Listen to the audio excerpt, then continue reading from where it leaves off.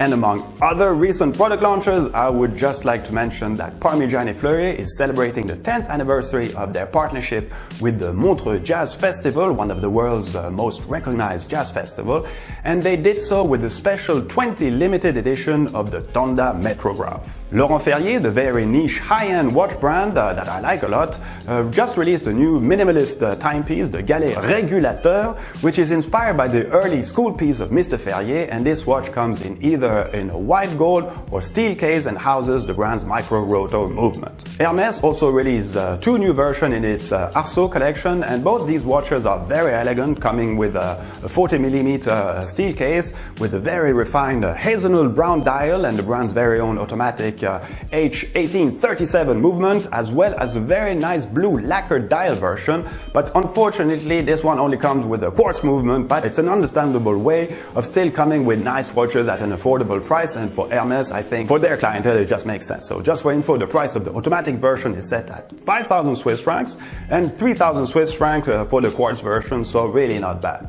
And finally, and I understand that brands need to create some buzz around them to exist and get noticed, but as far as I can recall, this is the first time I see some kind of political link with models introduced by a brand. And in this case, it's Corum, and it's in its Bubble collection. Yes, you heard me well, as Corum just introduced two special models, one called Bubble America First and the other one Bubble Brexit. I know that Corum has a pretty good sense of humor, but sincerely, not so sure about the pertinence of this move, apart that they indeed succeeded in me talking about it. So you see.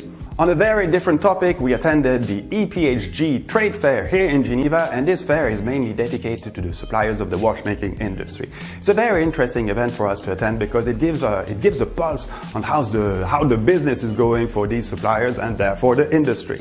These suppliers are really on the front line when business slows down, and this has been accentuated quite hardly with the internalization of competencies by the big players of the industry.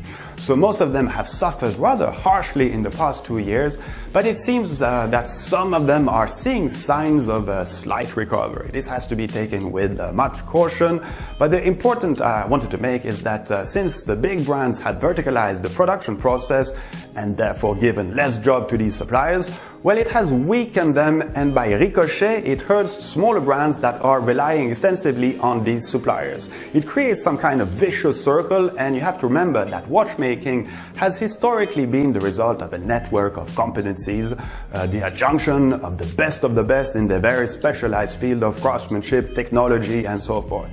Anyhow, we will shortly pull a few reports on some pretty cool stuff seen there. It should interest you.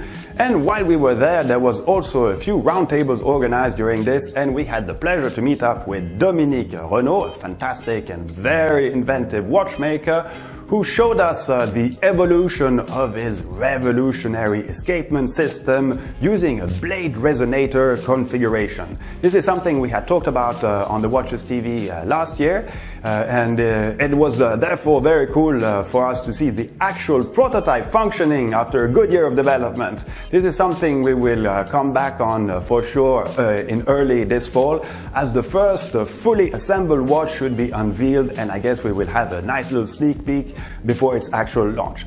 And to round up with the APHG, I have to say that it was mighty cool to meet some of you guys over there. Always nice to be in direct contact with people of our audience. Just love it. Well, I thank you for your time, and just as a little teaser, we have some very cool video reports coming your way very soon. Here's a quick glimpse giving you some idea on these reports, and I wish you all the best. And for info, there won't be an edition of Prime Time in early August.